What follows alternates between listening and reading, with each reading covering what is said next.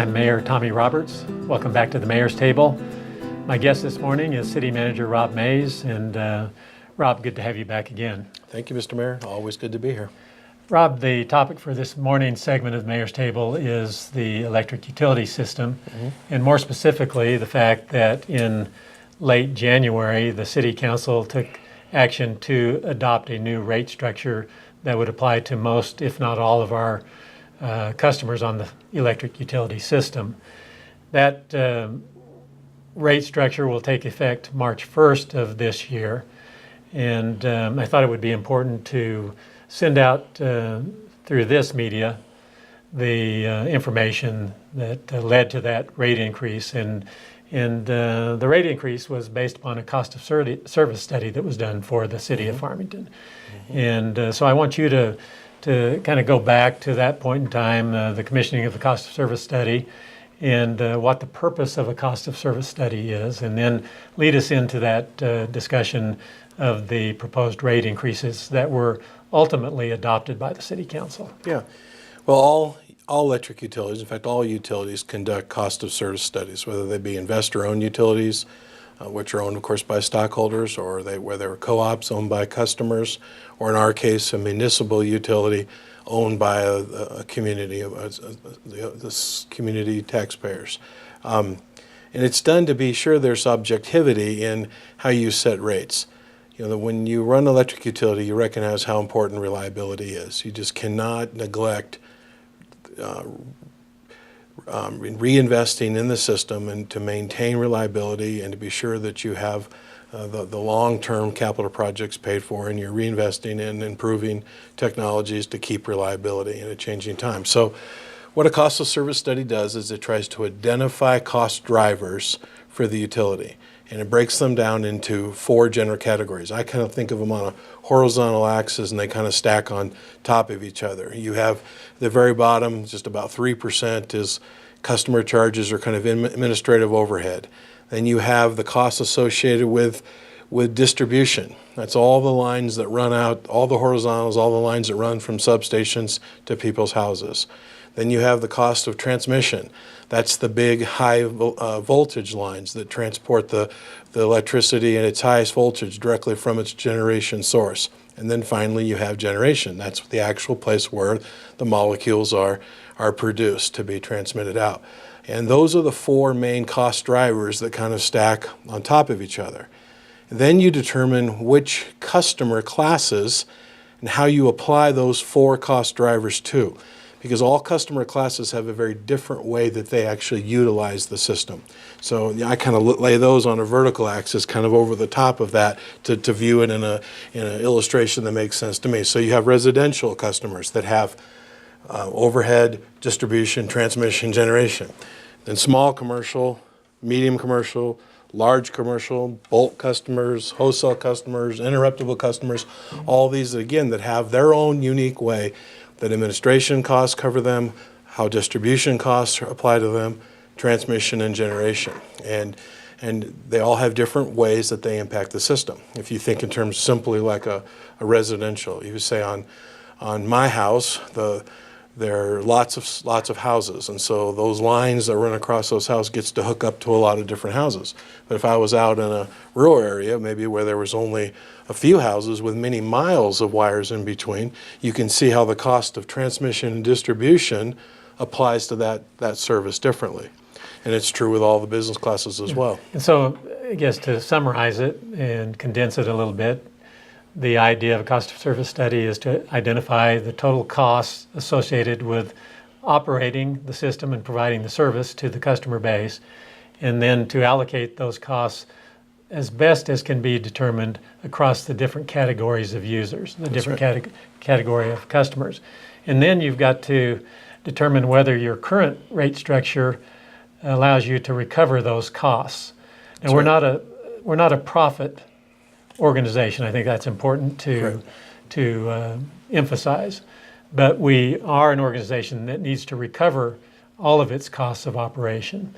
And so the next task in this process is to determine whether the revenues that currently are generated are enough to cover those costs. Yeah. And if they are not, then to determine what the rate structure should be to generate the revenue. And that even is an analysis that has to occur customer class by customer class. So tell us how that's done. Well, it's like you said, the idea is allocate those as closely as possible to where the cost driver is.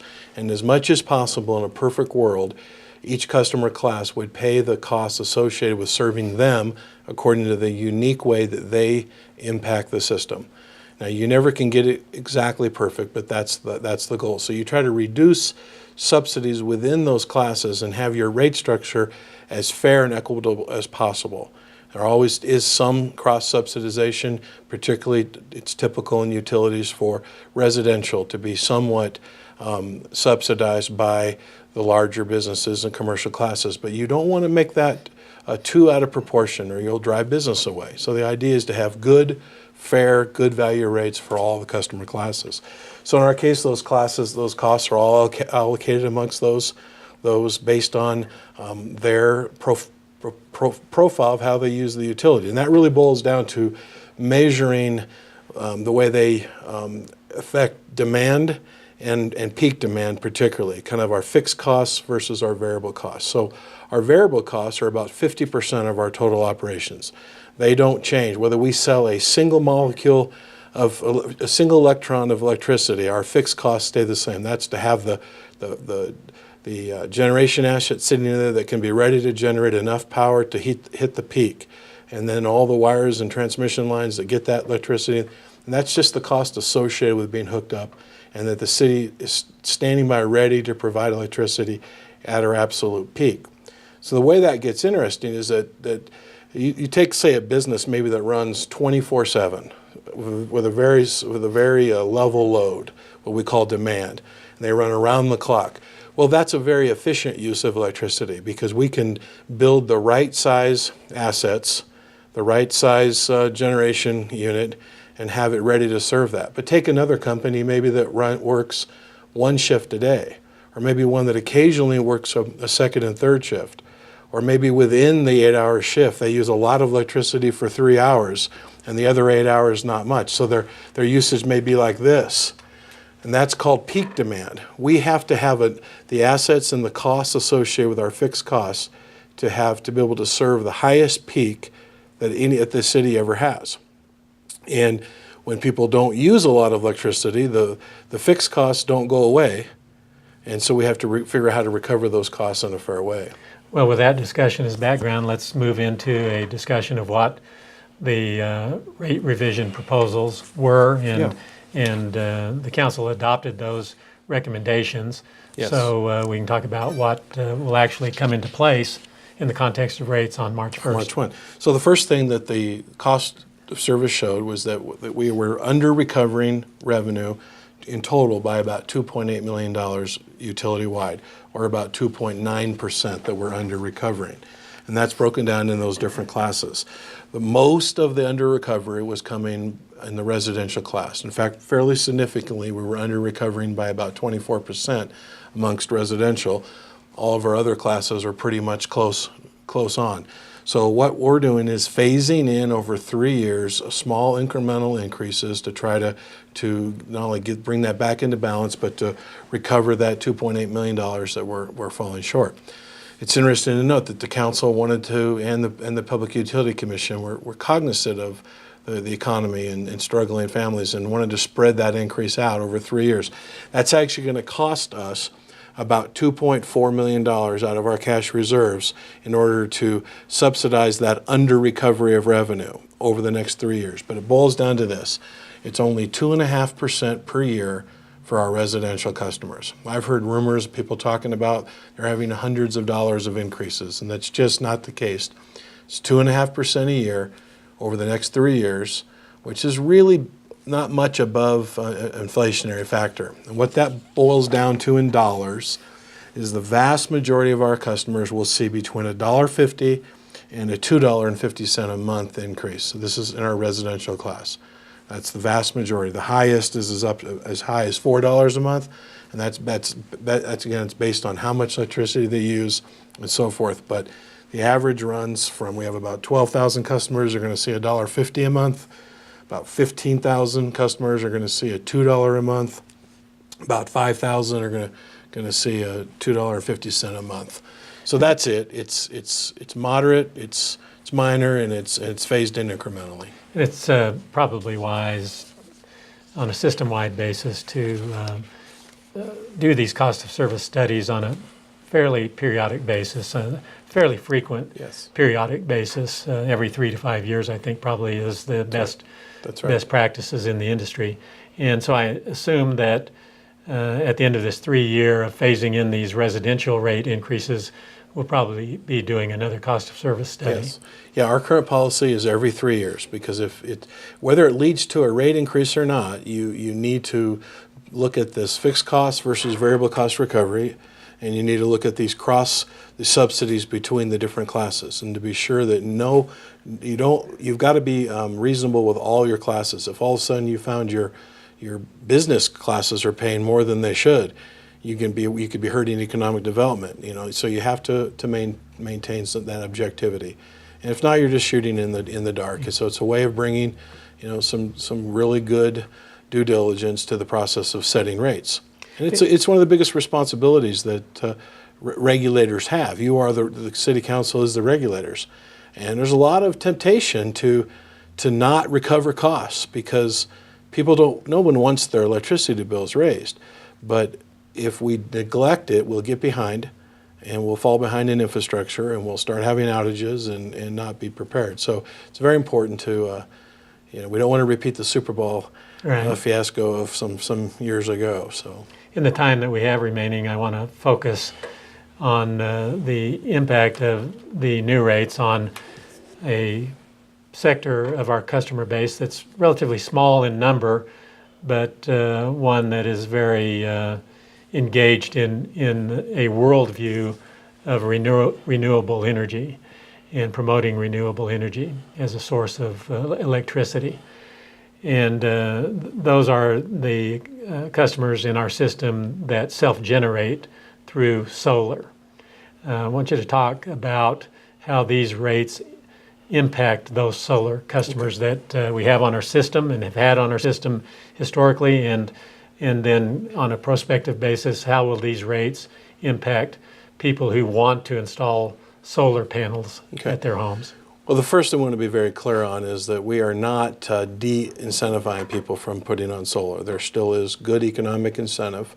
What we're doing is removing a subsidy at the local level. Historically, solar has been highly subsidized at the federal level, at the state level, and in our case, even at the local level since about 2009. The state tax credits have expired, but the legislature right now is considering extending those. And then we have just eliminated the subsidy at the local level. And the reason that there's still an economic incentive is that the cost of solar, because of the incentives, in the sense you could say they've worked, solar has gotten cheaper and cheaper to install, so the barriers to installation are lower. And so we have felt that it's time to remove that subsidy, that people that don't have solar shouldn't be subsidizing people that do. And so when you have solar, you move into a class of service called standby service, and you're paying for something different. You're paying for the fact that the sun doesn't shine all the time. Remember, I talked about fixed cost versus variable, and based on that, our fixed costs are determined by having to be to build and capital investment to cover the peaks. Many times the peaks demand is not when the sun is shining. And when the sun's not shining, our standby customers, they're paying a fee for us to be holding in reserve electricity for them, not only every night when the sun doesn't shine, but incrementally all through the day. Every time a cloud comes over, we have to have sitting ready a resource to be able to supply them electricity at that moment. And so they're paying a standby fee and it's based on how many kilowatts of solar they install. So per kilowatt they install, they'll be paying $7.02 and $7, I think, and 50 cents if they have a tracking one. And that covers those fixed costs. It's interesting, again, if you take the typical residential house in Farmington, the average bill is about $80. $40 is fixed. That costs the city $40 to serve them, whether they ever use any electricity or all. So what this does is it compensates for the fact that their share of that fixed cost. And we did some interesting calculations to ensure that there was still financial incentive. And it was interesting that, and you recall these calculations, that in 2009, a typical solar installer, even with the local subsidy, the state subsidy, and the federal subsidy, would have about a 36-year payback for their investment. Now, because solar has gotten so much cheaper to install, with the state incentive gone and the local incentive gone and the local subsidy gone, it's down to a 20-year payback. Now that's going to vary depending on different circumstances and who installs it, but based on the average pricing that's published in the journals. So there's still more incentive today financially to install solar on your house than there was in 2009. And likely, I think it's highly possible that the state will reimpose or extend their subsidy as well. I think when we talk about federal and state subsidies, our viewers will understand what a tax credit is and how it incentivizes certain action or certain conduct. But I'm not so sure that our viewers will understand what the local subsidy was or the local incentive was. So I want to be sure that we explain that to them. And it's simply that I think that in our current rate structure, our rate structure before the council action to adopt new rates, the cost fairly allocated, the fixed cost fairly allocated to solar customers, solar generators, were not being recovered in the rates that were being charged to solar customers. So that was the subsidy. Non-solar users on our system were picking up the solar customers' fair share of the fixed costs. Because we recover our fixed cost and our variable cost by selling electricity. And the fixed costs, so if somebody uses very, very little electricity, they're not paying the $40 that it costs for them to be hooked up to the system and to have resources sitting in reserve to serve them. So that's what this is about. It's to help collect that 40. And then what happens is that the way it worked mechanically was that you could net your meter down all month long when the sun was shining, to a point you could even go below zero and get paid to be on our system, when in fact you used electricity that your neighbors were paying for. You used every single day when the sun wasn't shining, and every single time that a cloud covered. You were using electricity, and you were hooked up to the system that allowed you to be able to obtain that electricity when you wanted it. And so it's really about fixed costs versus variable cost recovery and trying to lay a level playing field. We've tried to be very clear that we're not anti-solar. We're just removing the subsidy of it, and there's still, even with our subsidy gone, there's still ample financial incentive for somebody that wants to install solar. In other words, they can lower their bill. They can lower their bill substantially. I want to be sure that we mention to our viewers that the new rate structure does not apply to solar generators who were on our system prior to the rate change. And those people were grandfathered in, so they'll continue to operate under the system that existed prior to the rate change. Yes. They will not be impacted by the standby service rider. Yeah. So that's important for everyone to realize as well. That's because they entered into long-term financial contracts based on our rate structure, and the council felt it was the fair thing to do. So Rob, I think I've accomplished what I wanted to accomplish this morning by giving a broad general overview of what the action was that was taken by the council, and give the viewers here a bit of a foundation to understand cost of service, and then designing rates to recover those costs of service and operating the system. Do you have anything else you'd like to add in closing? just to remind people every chance I get a chance to do this, that our rates remain extremely competitive by any reasonable comparison. They range from 10 to 50% cheaper than utilities in our region and around us. So our rates are very good. And then just of all the things we've talked about, to go right back to cut to the chase again, our residential customers are going to see a 2.5% increase, which ranges from about $1.50 to $3.50 a month. That's it, phased in over 3 years. and the rest of our customers are seeing net neutral by class. Yep, 2.5% each year for 3 years. That's correct, yes. Well, Rob, I want to thank you for being my guest again, and I think this is an important topic that we continue to communicate to our constituents, and the Mayor's Table is a means by which we can do that. So thank you for being with me. Yep.